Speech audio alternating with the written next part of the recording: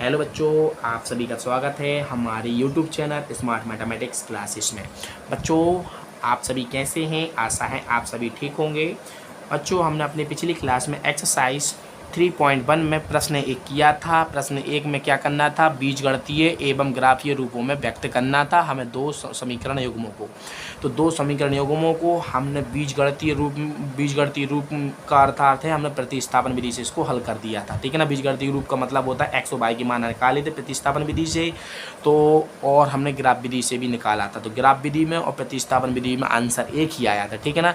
इसी प्रकार से हम प्रश्न 2 करते हैं। ठीक है ना। हम क्लास 10वीं की NCERT बुक का सिलेबस आप सभी को करा रहे हैं।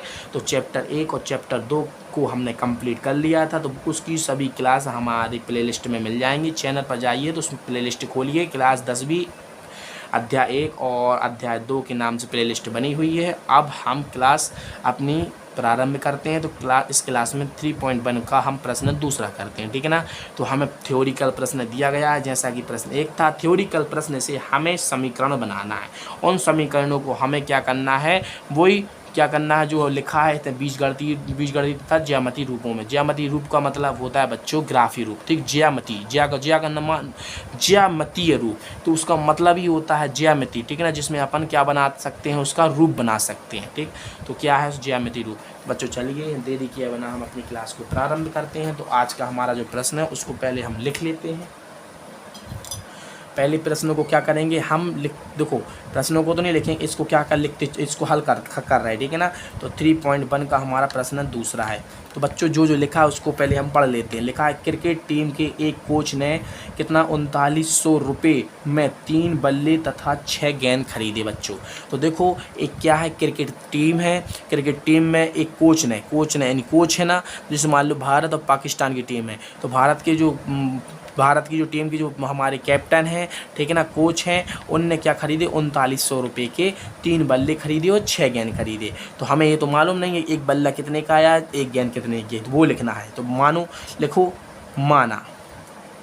देखो बल्ले और गेंद की बात की गई है, तो हमें कितने 3 बल्ले खरीदे और 6 गेंद खरीदी।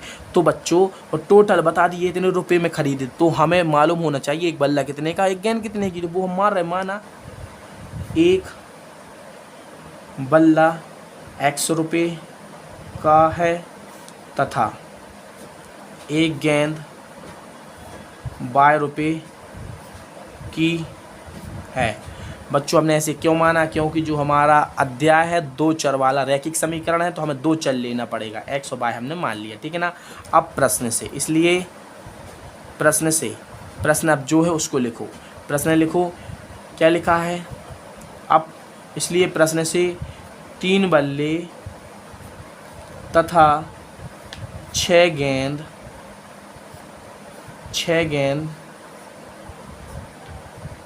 3900 रुपये में खरीदी गई हैं।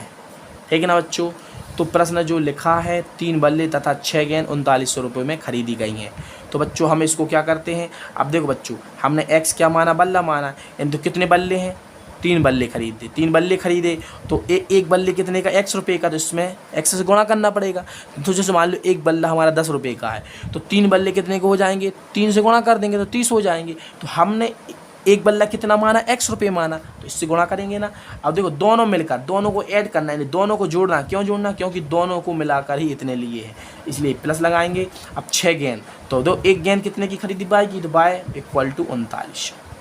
बच्चों ठीक है ना, इतना समझ गए ना। तो हमारा समीकरण बन गया है, 1 बन गया है। तो इसको क्या कर लो आप, एक काम करो बच्चों, इसको इसमें से क्या काम ले लो, इसमें लिख लो समीकरण 1 मान लिखो। समीकरण 1 में 3 से भाग देने पर दोनों ओर। ठीक है ना बच्चों। तो जैसा जैसा मैं आप सभी को करा रहा हूँ वैसा ही वैसा आप सभी को करना है। तो बस इससे 3 से भाग दो तो यहाँ पर X बच जाएगा, यहाँ 3 से दोगे तो 3 दूना 6 हो जाएगा, 6Y हो जाएगा, 3 से दोगे 3 एकम 3 त्रिका 9।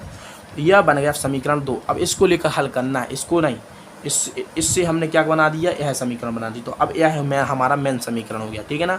एक समीकरण योग में ये हो गया। आगे प्रश्न से, अब आगे प्रश्न से पढ़ेंगे। आगे प्रश्न से पहले हमने पढ़ लिया, तो अब आगे पढ़ो। देखो बाद में उसने एक और बल्ला, लिखो आगे प्रश्न से, बाद में उसने, किसने, के कोच ने, टीम कोच ने, बाद में उसने एक बल्ला, अब कितना बल्ला लिया, एक बल्ला लिया, यहाँ पर 3 ले तो बाद में एक बल्ला तथा कितनी गेंद है वो भी देख लो, 3 गेंद 1300 रुपये में खरीदी है।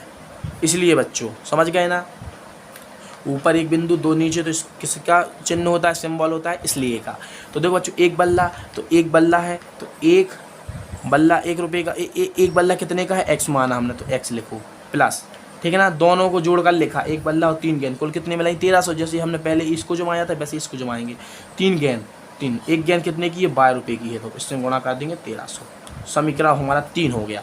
अब समीकरण इसको और इसको हमें क्या करना है, अब प्रश्न हमारा बन गया, पूरा प्रश्न जो हमारा था यहाँ तक हल हो गया है, यहाँ से यहाँ तक हल हो गया है, कहने का मतलब 2 समीकरण हमने बना ली, समीकरण 2, समीकरण 1 से हमने 2 बनाया, ठीक है ना, इसमें भाग नहीं जाना, इसमें भी भाग दे रहे, 2 और 3 को हमें हल करना है, ठीक है ना।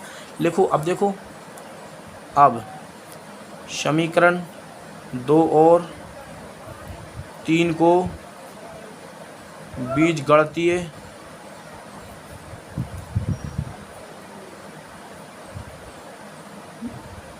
बीजगणितीय रूप में व्यक्त करते हैं, ठीक है ना, बीजगणितीय रूप में व्यक्त करते हैं, इसलिए समीकरण 2 और 3 को प्रतिस्थापन विधि के द्वारा x तथा y के मान निकालते हैं। बच्चों हमने ऐसा क्यों लिखा, क्योंकि देख लो, आप देख सकते हैं, देखो लिखा इस स्थिति को बीजगणितीय, तो बीजगणितीय का मतलब वही तो लिखा हमने, देखो अब समीकरण 2 और समीकरण 3 को बीजगणितीय रूप में व्यक्त करते हैं, कैसे करते हैं, हमें कैसे करना है, इसलिए समीकरण हमने जब बीजगणितीय रूप में व्यक्त करना है तो इसलिए समीकरण 2 और 3 को प्रतिस्थापन विधि से हल करते हैं। इसको आप बीजगणित विधि से भी हल कर सकते हो, विलोपन विधि से भी हल कर सकते हो, प्रतिस्थापन से भी कर सकते हो, ग्राफ से भी कर सकते हो। तो देखो बच्चों ग्राफ तो इसमें पूछा है, देखो आप देख सकते हैं ज्यामिति का मतलब होता है ग्राफ विधि। तो देखो बीजगणितीय रूप में हम इसको क्या कर देते हैं, प्रतिस्थापन से हल कर देते हैं, और ज्यामिति में मतलब होता है ग्राफ विधि से हल कर सकते हैं, ठीक है ना। तो हमारी जो बीजगणितीय जो विधि होती है, कितनी बीजगणितीय विधि होती है, 3 विधि होती हैं, प्रतिस्थापन, बीजगणन और विलोपन, और एक ग्राफ विधि होती है, ठीक है ना, उसे हम क्या बोलते हैं, ज्यामिति, ठीक है ना, ज्यामितीय रूप में व्यक्त करते हैं। तो बच्चों लिखो अब इसके आगे समीकरण 1 से, तो बच्चों जो समीकरण 1 से नहीं, हमें समीकरण 1 को हल नहीं करना, समीकरण 2 और 3 को करना, तो यहाँ लिखो समीकरण 2 से। तो समीकरण बीजगणन जब भी हम प्रतिस्थापन विधि करते हैं तो जैसा हमने उसमें किया था वैसे इसमें करेंगे। इसको लो x + 2y इक्वल टू कितना है हमारा बच्चों, इतना, x का मान निकालो तो y को कहाँ पहुँचा दो, इसके पास पहुँचा दो, 2y हो गया, ठीक है ना बच्चों।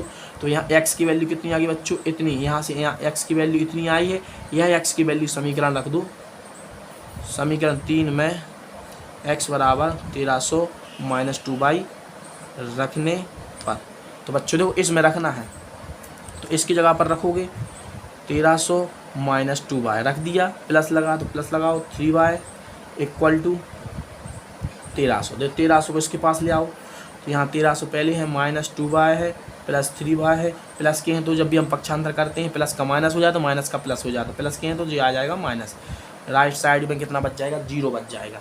अब बच्चों इसके आगे करते हैं, तो देखो 1300 में से 1300 घटाओगे तो कितना बच जाएगा, 0 बच जाएगा, ठीक है ना। और देखो माइनस प्लस क्या होता है, माइनस होता है, 3y में से 2y घटाओगे तो y बच जाएगा, तो y माइनस कितना 0 इक्वल टू 0, तो y का मान कितना आया बच्चों 0। आप देख सकते हैं y की जो वैल्यू होगी यहाँ पर 1 बचेगा, और यहाँ इससे यह कैंसिल हो जाता है, ठीक है ना। 1300 प्लस के हैं, यहाँ पर माइनस के हैं, ठीक है ना, ये थोड़ी सी ऐसी लाइन खिंच गई थी ना, आप माइनस समझो, प्लस के हैं माइनस, तो आपस में कैंसिल हो जाएंगे, तो y की वैल्यू कितनी आई 0 आई। समीकरण, अब समीकरण जो हमने हल किए हैं, देखो आप देख सकते हैं समीकरण 2 और 3 को हल किया, यानी दोनों को हल करके हमें y का मान आया है, तो इन दोनों में से आप कहीं पर भी y का मान रख सकते हैं। तो समीकरण हम 2 में रख रहे हैं, ठीक है ना, समीकरण 2 में y का मान रखने पर ठीक है ना। सभी में जब भी हम प्रतिस्थापन विधि करेंगे तो सब में ऐसा ही करना है, ठीक है ना। एक ही प्रकार से प्रतिस्थापन विधि की हम बता रहे हैं। तो क्या है x, तो बच्चों यहाँ पर x आएगा प्लस 2, y का मान यहाँ पर कितना रखना है, y का मान 0 आया है, इक्वल टू कितना है 1300। बस इसको सॉल्व कर दो, x है इसमें प्लस यहाँ से 0 हो जाएगा, इक्वल टू कितना 1300। तो x की वैल्यू कितनी आई बच्चों 1300 रुपये। इसलिए x क्या माना था, इसलिए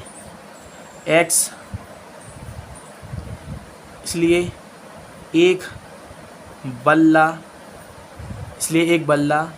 1300 रुपये का होगा तथा एक गेंद 0 रुपये की होगी। कैसे बच्चों, आप समझे कि नहीं समझे? हाँ, क्योंकि यहाँ पे लिख दो, क्योंकि x बराबर एक बल्ला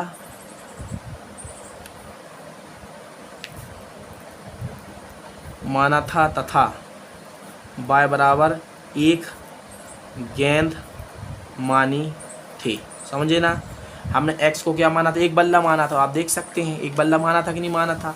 तो x का मान यहाँ पर कितना आया 1300 आया। तो एक गेंद कितने की आई, एक बल्ला कितने का 1300 को आया। y का मान कितना 0 है, तो y किसको माना था, y देखो एक गेंद को माना था। तो y एक गेंद कितने की, एक गेंद की कीमत कितनी है 0 है। तो अब समझ गए ना, x और y के मान हमने निकाल दिए हैं। जो हमारी बीजगणितीय विधि होती हैं, 3 बीजगणितीय विधि होती हैं, प्रतिस्थापन विधि, विलोपन विधि और बज्रगुणन विधि।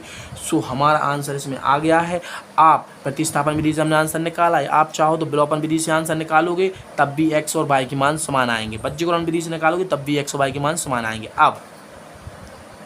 अब हम ग्राफीय विधि के द्वारा हल करते हैं। उसमें हमें जो x और y की मान आए हैं ना, वही ग्राफ विधि में आएंगे, ठीक है ना बच्चों। अब ग्राफ विधि से इसको हल करना है। लिखो, अब समीकरण 2 और 3 से पहले नंबर पे हो गया, हम दूसरे नंबर पे कर रहे हैं, ठीक है ना। ग्राफीय विधि 3 से समीकरण 2 हमारा जो था उसको लिख लो बच्चों। समीकरण 2 और 3 जो था वो उसको लिखो अब यहाँ पर। तो x plus 2y equal to 13, और हमारा कौन सा एक समीकरण और है बच्चों, x plus 3y equal to हमारा 1300, ठीक है ना बच्चों। तो यहाँ तक आप समझ गए ना। इसके बाद हम क्या करेंगे बच्चों, इसके बाद अब देखो, अब हमारा जो समीकरण 2 है, जो समीकरण 3 है, जो हमने समीकरण 2 और 3 को प्रतिस्थापन से किया जैसा, अब इसको ग्राफ से करेंगे क्योंकि ग्राफ भी हमें बनाना है। तो क्या करेंगे, समीकरण 2 से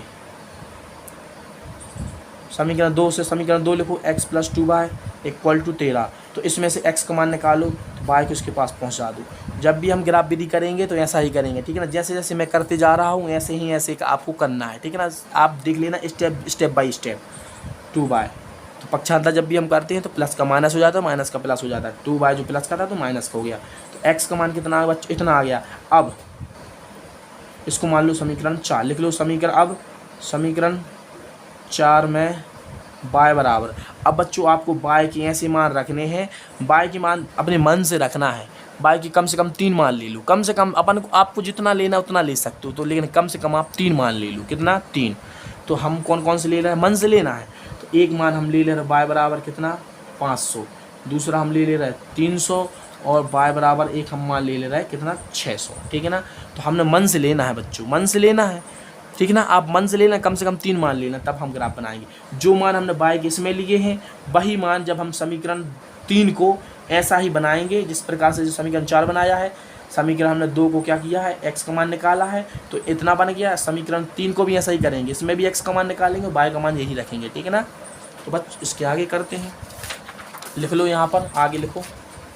समीकरण 4 में y बराबर कितने रखने, 500, 300 और 600 रखने पर जो हमने मान माने वही रखना है। तो समीकरण 4 कितना है बच्चों, x equal to 1300 minus 2y, इसमें रख दूँ, y की जगह पर 500 रखो। तो x इक्वल टू कितना आ जाएगा, y की जगह 500 रखना, तो 1300 माइनस 2 गुणा 500 करोगे तो इसके बाजू में लिख रहा है, ठीक है ना। इसको हल करके 1300 माइनस 1000, तो बच्चों x का मान कितना आएगा बच्चों 1300 में से घटाओगे तो कितना आएगा 300। तो हम इसको क्रमित युग्म में लिख रहे हैं, क्रमित युग्म में यानी छोटे कोष्ठक में लिख रहे हैं। तो पहला मान हमारा कितना होता है x होता है, दूसरा मान हमारा y होता है। तो y का मान हमने कितना रखा 500। जब हमने y का मान 500, जी y का मान है, ये कौन सा x का मान है, ठीक है ना, इसके नीचे लिख लेना x का मान है, ये y का मान है। जब हमने इस समीकरण में y का मान 500 रखा तो हमें कितना मिला 300। अब y का मान कितना रखेंगे 600, इसमें रखो x बराबर 1300 आएगा माइनस 2 गुणा 600 करो तो कितना आएगा 1300। बच्चों 600 रख रहा है, इसकी 300 भी रखना है, ठीक है ना। आप पहले 600 रख लिया, कुछ गलती नहीं है, आपके कोई सा भी मान पहले रख सकते हो। तो 1300 माइनस 1200 इक्वल टू एक्स, दो एक्स का मान आएगा, एक्स के बराबर है तो एक्स का मान आ रहा है तो कितना 100। इस क्रमित युग्म में लिख रहे हैं हम डायरेक्टली, ठीक है ना। एक्स का मान 100 है, हमने वाई का मान कितना रखा 600। जब 600 रखा तो एक्स का मान 100 आया। अब कितना 300 और रखना है, ठीक है ना, बाकी रख दें। तो एक्स बराबर कितना रखेंगे 1300 माइनस 2 गुणा हमें कितना रखना 300, तो कितना आएगा 1300 माइनस 600। तो बच्चों कितना इसको घटाओगे तो किसके बराबर है, एक्स के बराबर है, तो एक्स का मान कितना आएगा 700, ठीक है ना, 700 आएगा। और हमने कितना रखा वाई का मान 300। तो आप देख सकते हो 3 मान हमारे आ गए हैं। इन 3 मानों से हमें एक रेखा बनेगी। अब समीकरण करते हैं, समीकरण 3 से इसी प्रकार यहाँ पर लिख लेना, इसी प्रकार समीकरण 3 से। तो समीकरण 3 जो हमारा था बच्चों उसको लिखते हैं हम, कितना है x plus 3y equal to 1300। अब देखो समीकरण 2 में भी हमने x का मान निकाला, तो इसमें भी x का मान निकालो। तो x यहाँ पर रहने दो, इसको पक्षांतर कर दो। तो पक्षांतर जब हम करते हैं प्लस का माइनस हो जाता है, माइनस का प्लस, प्लस का है तो माइनस का हो जाएगा। तो अब समीकरण इसको मान लो क्या 5 लिख दो। समीकरण 5 में इसमें समीकरण 4 देख लो। समीकरण 4 में हमने 4 में y का मान भरा था, y के मान कौन कौन जो y के मान भरे थे वही इसमें भरेंगे। तो समीकरण 5 में y बराबर क्या क्या रखना है 500, 300 तथा 600 रखने पर, ठीक है ना। तो यहाँ पर कोष्टक में लिख लेना है माना है, ठीक है ना, हमने मन से माना है। तो बस रखो इसमें। तो x बराबर 1300 माइनस 3 गुणा 500 रखो। तो हमें x का मान, x के बराबर है तो x का मान आएगा तो 1300 माइनस 3 5 15। तो बच्चों x का मान कितना आएगा माइनस 200 और हमारा y का मान कितना है 500। जब हमने y का मान पहला, हम देखो हमने बताया ना पहला हमारा x होता है दूसरा y होता है, ठीक है ना। तो क्रमित रूप में ऐसा लिखते हैं कोष्टक में, पहला x दूसरा y होता है। अब क्या रखो 300 रखो। x बराबर 1300 माइनस 3 गुणा 300 इक्वल टू 1300 माइनस 3 तरह का 9।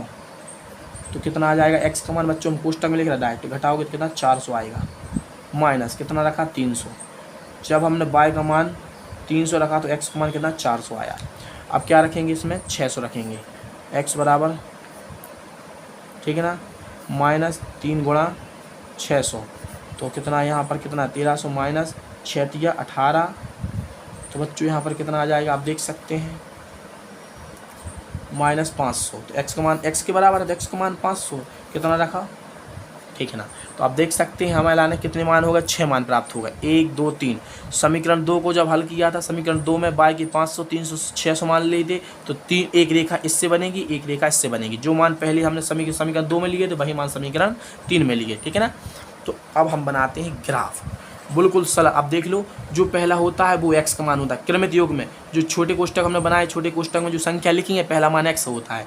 तो x का अधिकतम मान कितना लेना हमने देख लो 700 अधिकतम मान है अभी तक। हाँ अब जब हम ग्राफ बनाएंगे तो 700 मान अधिकतम बनाएंगे x का, ठीक है ना। तो देखो आप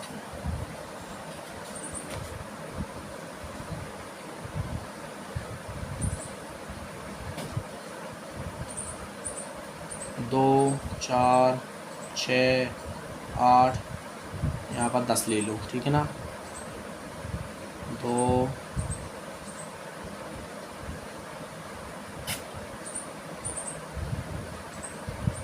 4 6, ठीक है ना बच्चों। तो यहाँ पर ले लो 0, यहाँ पर 200 ले लो, 200 का अंतर ले रहे हैं हम, ठीक है ना। 400 600 800 अपने मन से लेना अंतर, ठीक है ना। बनाना है ऐसे बनाना कि इसमें बन जाए। हमने 200 का अंतर लिया, ठीक है ना। यहाँ पर माइनस 200 आएगा, यहाँ पर माइनस 400 आएगा, माइनस 600 आएगा, ठीक है ना। अब देखो y का मान अधिकतम कितना लेना आप देख सकते हैं 600, अधिकतम मान 600 लेना है। तो हमारा यहाँ से यहाँ तक आएगा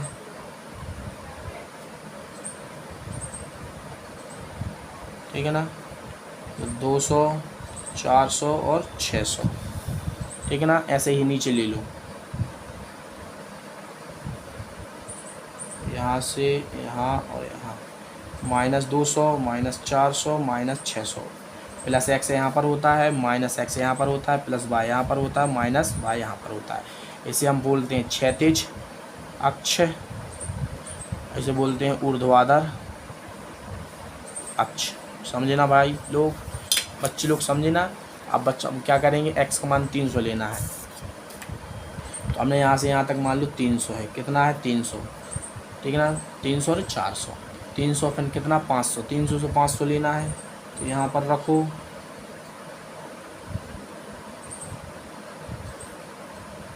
$500 यहाँ आएगा, ठीक है ना।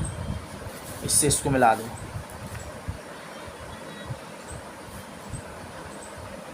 तो यहाँ पर लिख लेना 300 और कितना है 500, 300 एक्स का मान है और 500 वाई का मान है, ठीक है ना। दूसरा कितना 100 और 600, तो 100 हमारा यहाँ पर होता है बीच में, ठीक है ना।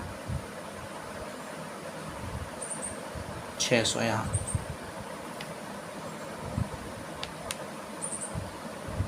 ठीक है ना। तो यहाँ पर लिख देना 100 और 600, ठीक है ना। तीसरा कौन सा है 700, और पहला एक्स मान 700 लेना है, तो यहाँ पर 700 होता है, 700 और 300, 300 होता है।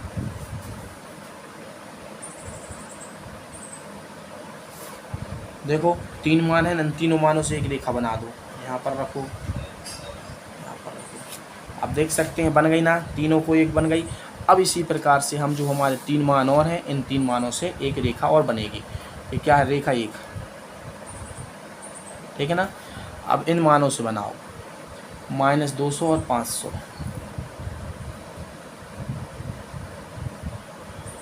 500, -200 और 500 ले लो,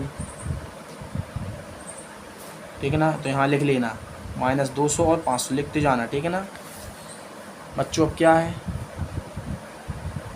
इसको लिख, यहाँ पर लिखा नहीं था 700 और कितनी था यहाँ पर 300, ठीक है ना। यहाँ पर लिख लेना है, लिख लिया। अब क्या है बच्चों इसके आगे 400 और 300, 400 यहाँ पर है और 300,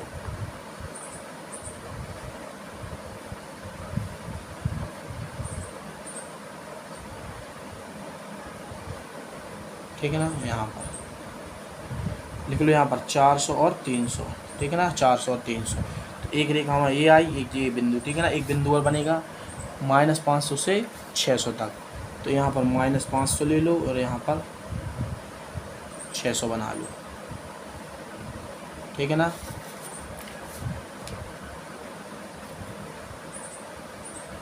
तो आप देख सकते हैं हमारे 3 बिंदु बन गए, एक दूसरे में प्रतिच्छेद कर देंगे, जहाँ पर करेंगे वो प्रतिच्छेदी बिंदु कहलाता है। आप देख लो कहाँ पर करा बच्चों, देख लो हमारे प्रतिच्छेद किया है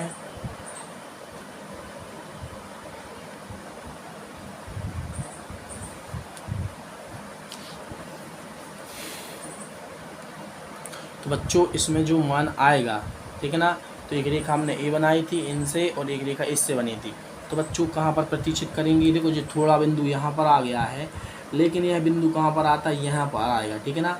क्या आएगा, देखो हमने अपने जी नंबर तो हमने स्केल से लिए थे, लेकिन बाद में जब इनको हमने बांटा है, अपने मन से बांटा है, ठीक है ना, तो लाइन टेढ़ी एढ़ी हो जाती है। तो देखो बच्चों हमने इसमें कितने कितने मान मिले थे बच्चों, हमें इसमें मिला था मान, हमें x बराबर कितना मिला था 1300 मिला था, और y बराबर 0 मिला था, ठीक है ना बच्चों। तो जो जब भी प्रतिच्छेद करते तो यहाँ पर करते, यहाँ पर मान लो 1200, यहाँ पर कितने का अंतर माना था हमने, 200 का अंतर, 200 का माना था, तो यहाँ पर 1200 होता है, यहाँ पर 1300, तो यहीं पर जो प्रतिच्छेद करते बच्चों, यहाँ पर 1300 होता है, तो दोनों इसी बिंदु पर प्रतिच्छेद करते, तो यहाँ पर करते ना, तो y का मान यहीं पर y का मान 0 हो जाता है, x का मान 1300 हो जाता है, ठीक है ना बच्चों। लेकिन क्या है, जो ग्राफ हम देखो बिंदु तो हमने इसमें जो हमने रेखा बनाई थी ये तो क्या इस स्केल से नापी थी, लेकिन जब हमने इनको बीच में से बांटा था तो मन से बांटा था, तो इसलिए क्या है थोड़ी सी उत्तर क्या हो गई थी, लेकिन बिंदु तो प्राप्त हो गया, यहाँ पर मिलेगा। यह बिंदु कहाँ मिलता पता है, यहाँ पर मिलना था। हमने देखो मन से बनाई थी ना जी लाइनें, और बिंदु यहाँ से यहाँ तक मन से माना था, यहाँ से यहाँ तक, ठीक है ना। यदि स्केल से मान नापते ना परफेक्टली आता। तो बच्चों क्या है कि इसका जो प्रतिच्छेदी बिंदु क्या होगा, प्रतिच्छेद बिंदु x बराबर 1300 होगा इसका, और y बराबर कितना होगा 0 होगा। जो मान हमें मिला था उसमें जब हमने बीजगणितीय विधि प्रतिस्थापन की थी उसमें जो मान मिला था वही मान इसमें मिलेगा, ठीक है ना। तो बच्चों मिलते हैं अगली क्लास में, तब तक के लिए जय हिंद जय भारत।